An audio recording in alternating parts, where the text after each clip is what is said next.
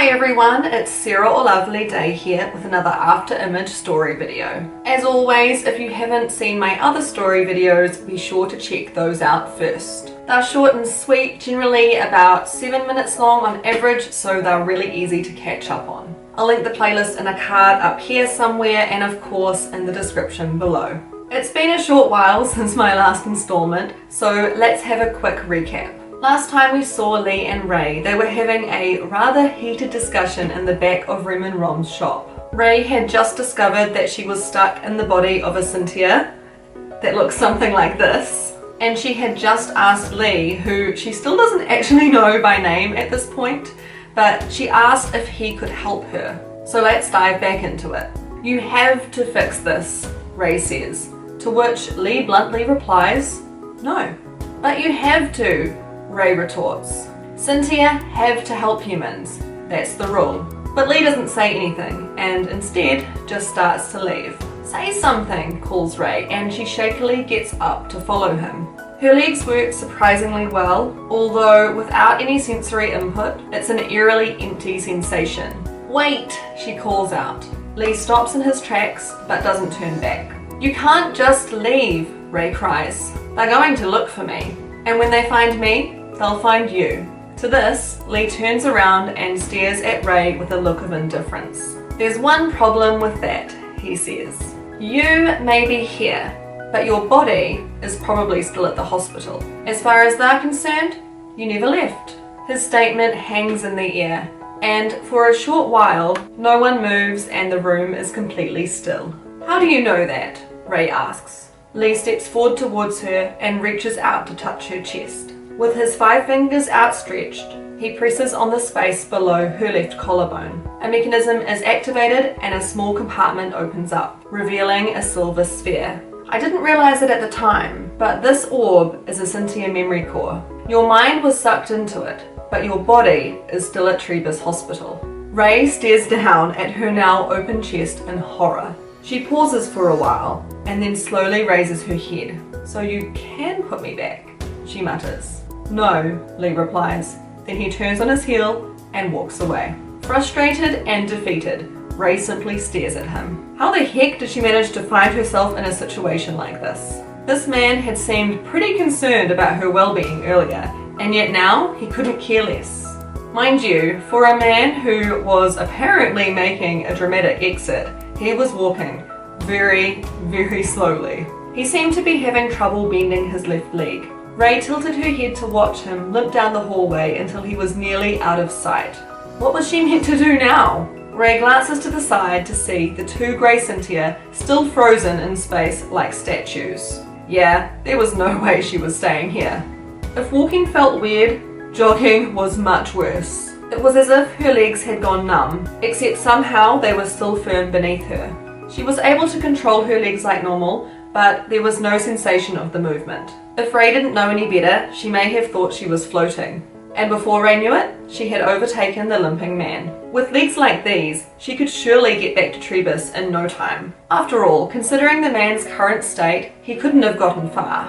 Ray burst out the door at a rate of knots and didn't look back.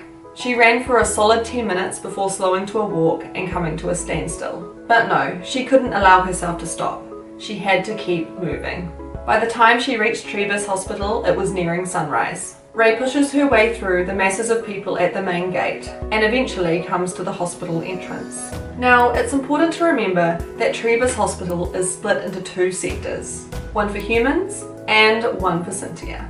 Ray works in the Cynthia department. However, it would make no sense for her body to be kept there. Logically, it had to be in the human sector, so that's where she went. The entrance was framed with a scanner, not unlike what you would see at a retail store. All of the entrances have these, by the way. Lee just didn't notice it on his visit. Most government-operated facilities have them these days. Purely a security measure, they exist to tally and record foot traffic through a location. More specifically, they count Cynthia cores and human neural patterns. As Ray approaches the reception, she can feel the eyes of the other patients on her. She arrives at the counter and then says, "I'm here to visit Rachel Skier." Without even looking away from their screen, the receptionist just says, "Just one moment, please." After a few seconds of quick typing, they add, sorry, we don't have anyone with that name in our system. And then they look up. Imagine their surprise when they cast their eyes on the random amalgamation of parts that is Ray. Oh, sorry, they say. Perhaps the person you're looking for is in Sector 2. I can check their database if you like. Ray shakes her head. No, they're definitely here. She pauses and leans forward to look at the duty roster behind the counter. The one time she actually wants to see her boss, and it seems like they're not even here. Typical. They had an accident yesterday, in the hallway, Rachel adds. If I could just... The receptionist suddenly stands up to block Ray's line of sight and then interrupts. Cynthia, sir, I don't know who you're looking for, but they're not here. I'm going to have to ask you to leave. Somewhat shocked by the reaction she had received, but at the same time not wanting to cause a scene, Ray falls silent. After a brief moment of deliberation, she does what she's told. If they don't want to let her in here, that's fine. She'll just take the long way around. There are less people over there anyway. So Ray doubles back and walks around the corner to the somewhat hidden Cynthia sector. She marches through the foyer with purpose and doesn't stop. Cynthia from all walks of life come through here all the time after all, so no one would suspect she was any different. Besides, Ray knew where to go. The further she got though, the more uncomfortable she felt. She had walked these halls many times before, but never quite like this. Next thing she knew, Ray was approaching her classroom. She slows down as she passes, but then immediately stops in her tracks. The plaque on the door that had previously housed her name was missing. Instead, a near identical one was nailed in the same spot, and on it was a name she didn't recognize. Strange that they'd go as far as to get a replacement this soon. Ray must have been staring at the plaque for some time, because suddenly she felt a tap on her shoulder. Behind her was a short, gruff man, the floor manager. Ray knew who he was. Well, don't just stand there, he said. Class started 10 minutes ago. Get on with it. He reached past her and opened the door. Hurry up then, come on, move. With an exasperated sigh, he pushes Ray on the small of her back into the room. Ray stumbles forward, flailing her arms to regain her balance. Then, in one swift motion, she turns around, takes a step forward to tower over the man, and yells, "What was that for?" A shocked silence follows, and the manager's jaw drops. He raises his hand to his mouth and speaks into a device on his wrist. We have a malfunctioning Cynthia in SI Classroom 4.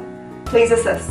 Wait, Ray shouts. I'm not doing anything wrong. She looks around the room. Her students are sitting at their desks with their eyes glued to the front, not even slightly fazed with what's going on. It was typical Cynthia behaviour. There could have been a fight breaking out, or worse, and they wouldn't bat an eye. Ray finally realised why the manager was acting so abruptly. The way she had reacted before wasn't exactly what you would expect from a Cynthia. And now the manager was calling security. Well, shit.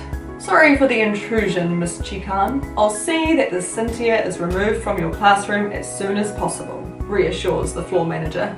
Alarm bells are going off in Ray's mind. Miss Chikan? Who on earth was Miss Chikan?